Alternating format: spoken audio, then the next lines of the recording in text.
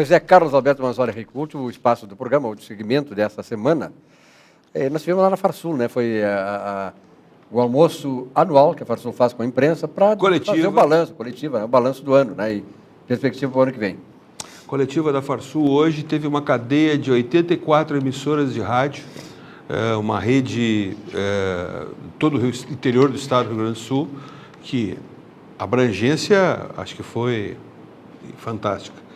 Mas a coletiva da Farsul, ela apresentou um balanço do ano de 2013, que foi um ano espetacular no agronegócio.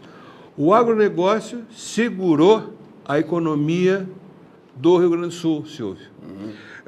Para tu teres uma ideia, a safra do ano passado, de 2012, que sofreu a influência da seca, foi uma safra de 7 milhões e 700 mil toneladas, 7 milhões e 700 mil hectares plantados, né, de várias culturas, né, e a safra de 2013, ela em hectares, foi apresentou um crescimento de quase 6%. Foram 8 milhões, quase 8 milhões e 200 mil hectares Significa dizer plantados. que mesmo tendo desestímulo da safra anterior, o agricultor apostou, né, esse ano. O agricultor, o produtor rural gaúcho, ele é corajoso. Ele aumentou a área plantada. Otimista. E o interessantíssimo aqui é o que aconteceu com a produção. Com o efeito da seca, uma safra de 19 milhões de toneladas no ano de 2012, de todos os grãos, no ano de 2013, saltou para 29 milhões e meio, um crescimento de 54,4%. Esta safra, em termos de área plantada, é a maior da história do Rio Grande do Sul, que aconteceu, foi neste ano, que acaba em 2013. Então, o agronegócio... Produção por hectare. O agronegócio sustentou e alavancou a economia do Rio Grande do Sul em termos de PIB. Isso é um dado importantíssimo. E o mais interessante, senhor, é que a projeção de 2014, que é o ano que nós vamos entrar agora, é uma projeção de crescimento em toneladas de 2,4%, ou seja... A 30 milhões? 30 milhões e 200 e tantas mil toneladas serão produzidas, que é uma expectativa de uma safra recorde. É um novo recorde de produção no Rio Grande do Sul. É que chega um momento em que, por exemplo, o aumento da produção, ele esbarra no aumento da produtividade, quer dizer, que é a produção por hectare, em função de tecnologia, em função de tempo, em função da semente, né, uma série de coisas. Então, nós atingimos uma alta produtividade e, em consequência, uma produção muito grande. Isso que tu está dizendo é muito importante.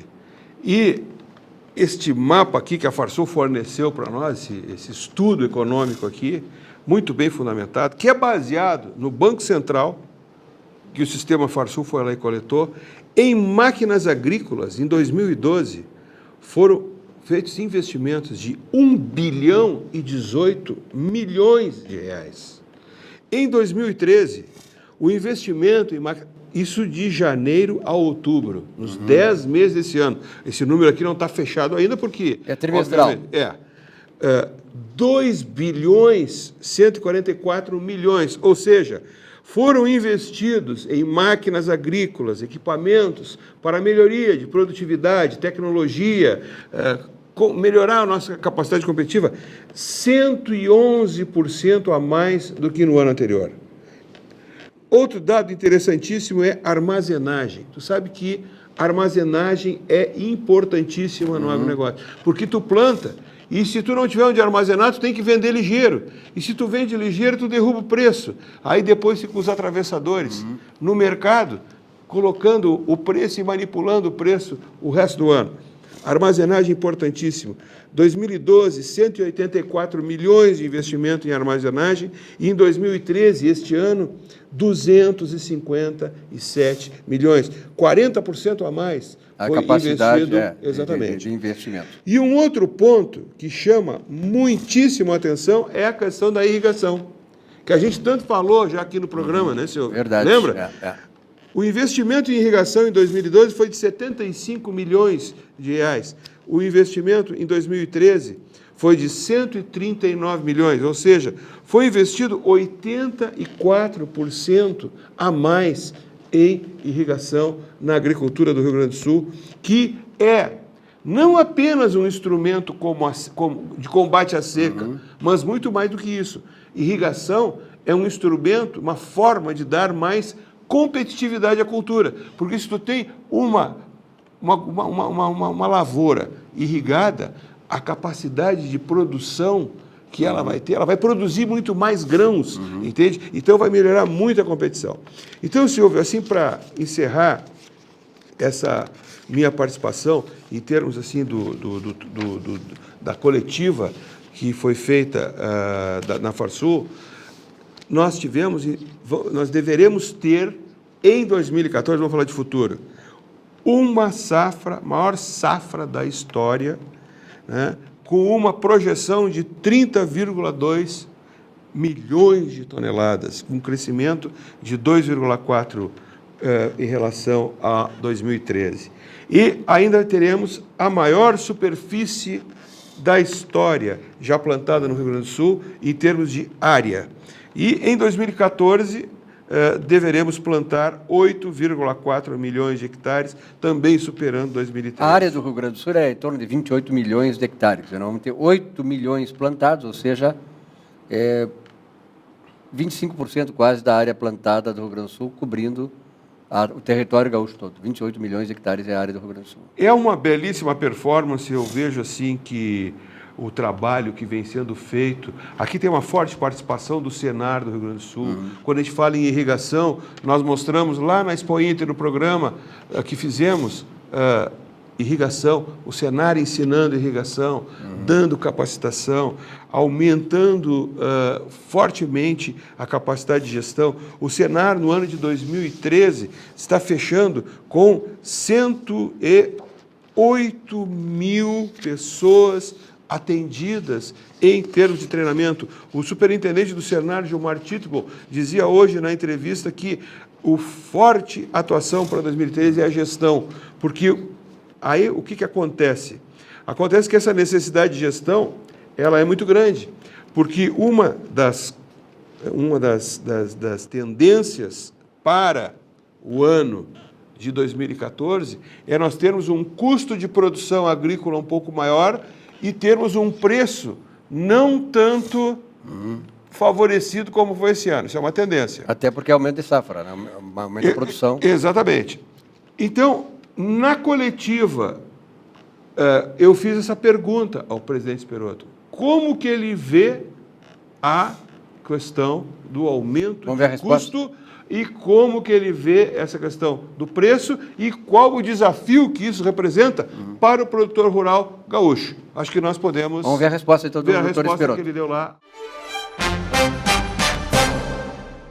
Se aumenta o custo de produção, logicamente tem que haver um custo de compensação no que diz respeito ao produto produzido. Nós vamos, em primeiro momento, não apostamos num aumento significativo. Nós temos, inclusive, aqui fizemos análise de produto por produto, o próprio defensivo, ou melhor, o fertilizante nós comercializamos com um preço melhor para produzir a safra de 2013. Então, observe-se esse quadro aí. É que já estava, no nosso entendimento, com gordura. Então, perdeu um pouco de gordura e agora tem espaços que tem que ser buscado. Os caminhos que nós temos a buscar, volto a dizer, que é desonerar, ter a contribuição do Estado com isso, porque o Estado, o importante dele não é cobrar a tributação no produto que vai ser multiplicado. O importante é ele ver o que ele vai ganhar com o aumento da produção como um todo. Então, são posições que nós estaremos a defender, estamos trabalhando, já comentamos, em conjunto com as demais federações. Não deverá ser uma análise isolada da federação, vamos contar com as equipes da área financeira, dos demais segmentos, e logicamente daí vai sair o caminho que nós temos que adotar. E O apelo que eu fiz no que diz respeito ao encerramento daquela posição é que exista consciência em todos os entes que compõem a cadeia produtiva. Nós temos que ter bom senso e lembrarmos-nos de 2012. 2012 não tinha produto, aí parou, estagnou a economia como um todo. Então nós temos que trazer o produto primeiro para podermos alavancar todos os segmentos e dar sequência. Tá aí a resposta do doutor Esperoto. Na verdade, é a Farsul, né, o Rico? Ao longo do tempo, ela veio. Eu já acompanho a Farsul desde a década de 70, tu também, certamente, já esteve envolvido com a Farsul, né, como superintendente do Sebrae e tal, dentro desse... Eu trabalhei 3 anos também Trabalhou 3 anos na lá. Farsul. Mas a Farsul, assim, na gestão do Esperoto, ela passou a ser um pouco mais... Ela teve, abriu a sua sensibilidade para a comunicação. Eu falava agora há pouco com o pessoal dos clubes, né, a necessidade, a importância da comunicação. Então, a Farsul, assim, faz muito bem em ter essa rede de rádios, né, em que ela leva essa mensagem, leva o que está sendo feito, a qualidade, o que se faz, a dificuldade do produtor, a contribuição do produtor rural para a economia, para a sociedade, enfim. E nós que somos urbanos, nós precisamos eu ter acho mais que esse aí trabalho... a única coisa que ainda precisa... Esse trabalho que nós fazemos como urbanos, como canal de comunicação em economia e desenvolvimento, estamos indo a esses eventos para trazer as pessoas do meio urbano, porque se o campo vai bem, a cidade vai bem. Silvio, tu imagina só, esse dado que eu passei aqui há pouco, o investimento que foi feito em máquinas agrícolas. Quanto que isso representou para a indústria metal-mecânica de máquinas agrícolas do Estado do Rio Grande do Sul? Em termos de geração de empregos, geração de impostos, geração de renda, de desenvolvimento econômico e social. Quer dizer, esse é o trabalho jornalístico. Isso movimenta o comércio, tudo, restaurantes, tudo. E isso movimenta a indústria, isso movimenta comércio, isso movimenta serviços, quer dizer, movimenta o armazém da esquina, inclusive. Movimenta toda uma economia. E este trabalho que tu falavas há pouco, o presidente Esperoto tem tido uma qualidade na gestão que ele vem fazendo já há algum tempo na federação, mas ele está sendo cada vez mais estratégico nas posições que ele toma, né? E ele vive hoje um momento que há alguns anos atrás não havia, mas já de um certo tempo para cá, isso já é muito forte, que é a harmonia com as demais federações, de indústrias, de comércio, essa integração. Também. Ele hoje, inclusive, falou sobre isso na coletiva. Esse é um ponto extremamente importante e que só pode ajudar na geração de desenvolvimento. Para terminar, nós temos que falar quanto tempo falta ainda, Gustavo. A questão do trânsito em Porto Alegre. Nós vínhamos de lá da Farsul para cá, da Fiergues, do Plaza, enfim. Continua terrível. Terrível. Então, nós sabemos a questão das obras e tal, mas nós vínhamos na Borges de Medeiros, agora de tarde, né? E estavam lá podando árvore. Quer dizer, podar árvore no meio da tarde. Né? Quinta-feira, às 2 horas da tarde. Às 2 horas da tarde. É inadmissível. Eu não sou contra a IPTC, não sou... Mas a IPTC... Nem contra a poda de árvores. Nem contra a poda de árvores. Pelo contrário. Mas, na verdade, é o seguinte, a IPTC, ela carece de uma gestão mais profissional e sensível. Isso que falta, sensibilidade. Né? Às vezes, tu está com o teu carro mal estacionado, é verdade, tem que ser punido. Lá numa rua subalterna e tal, enquanto... Aí os caras vão lá e te multam. Quando nas grandes vias que estão em... Podia ter um fiscal da IPTC, ele fazendo o fluxo andar melhor, evitar que aqueles caras que ali estacionam, que atrapalham, mas eles vão lá na ruazinha e tal. Não sou contra isso, mas tem que ter prioridade, já que agora, não tem tanta gente, né? Numa região central, onde não é uma região residencial, a poda de árvore pode ser feita às 10 da noite, às 11 da noite, de madrugada. Muita obra, essa do Beira-Rio aqui, essas da Copa. Muitas obras pode ser feita à noite. Tu sabe, tu viaja também na Europa, assim, o pessoal trabalha de madrugada até. Aqui tem essa coisa, vamos pagar, e as propinas que pagam? Vamos pagar para o trabalhador hora essa. Por que deixam de pagar propina, de fazer o 20%, a comissão e tal, e pagam melhor o trabalhador? E vão ter uma cidade melhor, o fluxo de carros, de veículos melhor, na hora que tem que ter.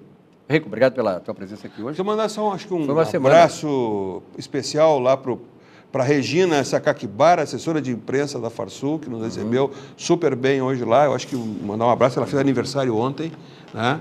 Mandar um abraço para ela, né? Tá bom, Rico, um abraço então. Uma boa semana para todos nós. Economia e desenvolvimento fica por aqui. Até a semana que vem.